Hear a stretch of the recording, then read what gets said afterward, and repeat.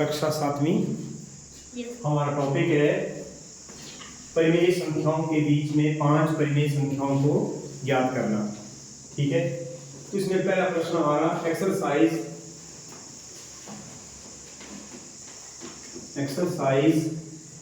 8.1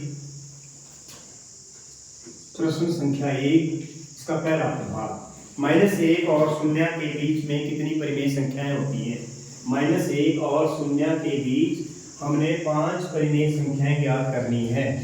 तो हल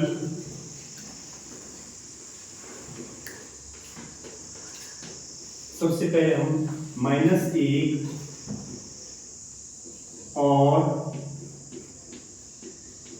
0, दो संख्याएं -1 और 0, हमने इनको परिवर्तित करना है परिमेय संख्याओं में। परिमेय संख्या क्या होती है? वे संख्याएं जिन्हें हम p/q के रूप में लिख सकते हो। परिमेय संख्याएं, परिमेय संख्याएं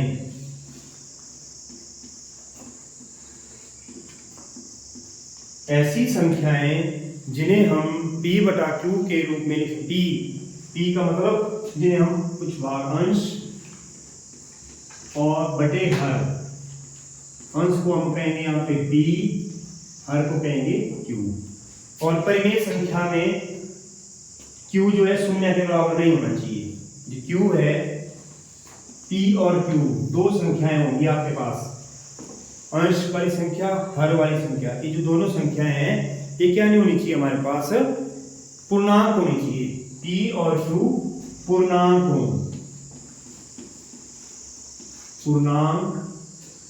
पूर्णांक कहेंगे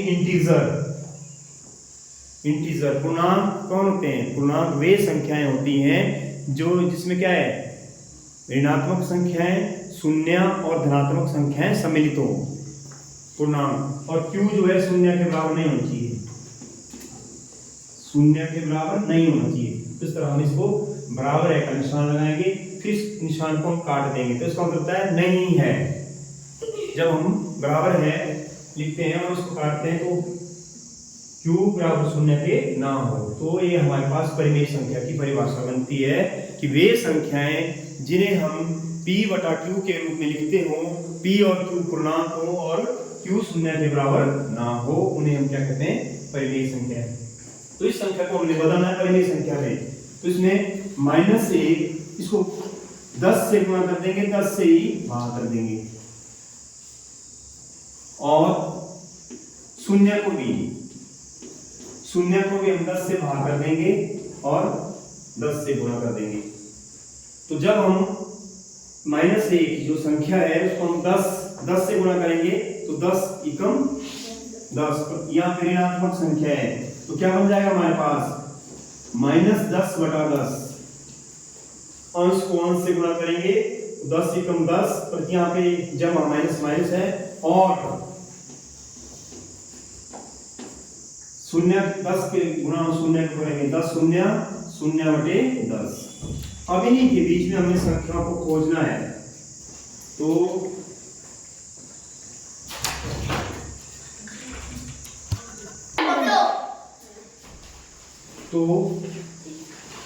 -10/10 और 0/10 के बीच में हमने संख्या खोजनी है। तो माइनस ऐसी कौन संख्या जो -10 से शुरू होती है? -10 से बड़ी और 0 के बीच में 5 संख्या में ढूंढनी है।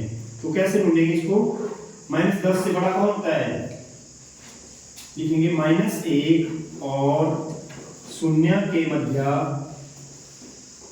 के बीच में 5 परिमेय संख्याएं,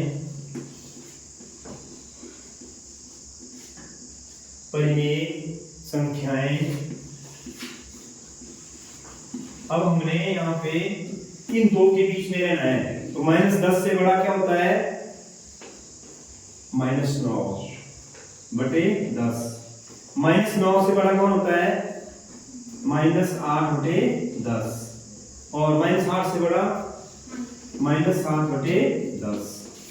अभी 3 हो गया हमारे पास, अब मैंने 5 खोजनी है। तो अब इससे और 0 से बीच में रहना है हमें, तो उसमें क्या होता रहेगा? अगला माइनस 6/10 माइनस 5/10।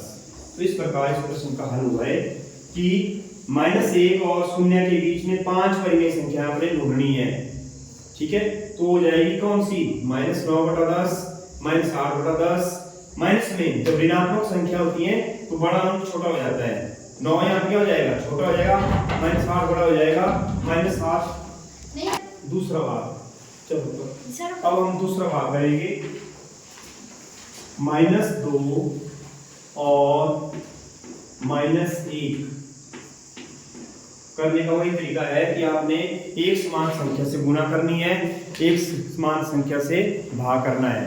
तो कैसे? पहले लिखेंगे, पहली संख्या कितनी है? -2। -2 को भी किससे गुणा करेंगे? 10 से गुणा कर दिया, 10 से भाग, तो आगे बन जाएगा आपके पास 10 को 2 से जब गुणा करेंगे तो -20/10।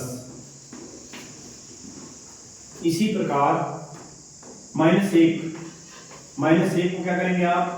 यहाँ पे -2, -1 को हम क्या करेंगे? -1 गुणा 10/10। जरूर नहीं 10 से ही भाग करें और गुणा करें, कोई भी संख्या 10 से कर लें, 20 से कर लें, 100 से कर लें, मगर बराबर संख्या से भाग, बराबर संख्या से गुणा, बराबर संख्या से भाग का हमें करना होता है।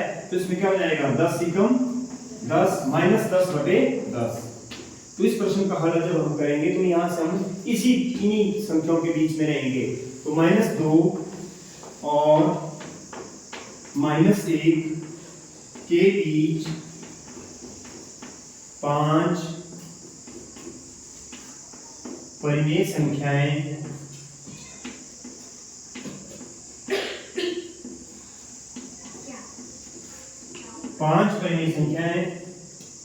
कौन कौन हो जाएंगी? -20 से बड़ा -19/10, -19 से बड़ा -18/10, फिर -12/10, -16/10। इस तरह आगे बढ़ते हुए हम कोई भी संख्या -10 से नीचे रहना है। -10 से नीचे क्या होगा? -9/10 भी हो सकता है। तो इस प्रकार 1 2 3 4 5 इन दो संख्याओं के बीच में ये संख्याएं हो सकती हैं। दो संख्याओं के बीच में अनगिनत संख्या हो सकती है, उसको निकालने का तरीका हमारा अपना है। हम 100 से गुणा कर सकते हैं, 200 से कर सकते हैं और 10 से गुणा कर सकते हैं। तो इस प्रकार इसका हल ये होगा।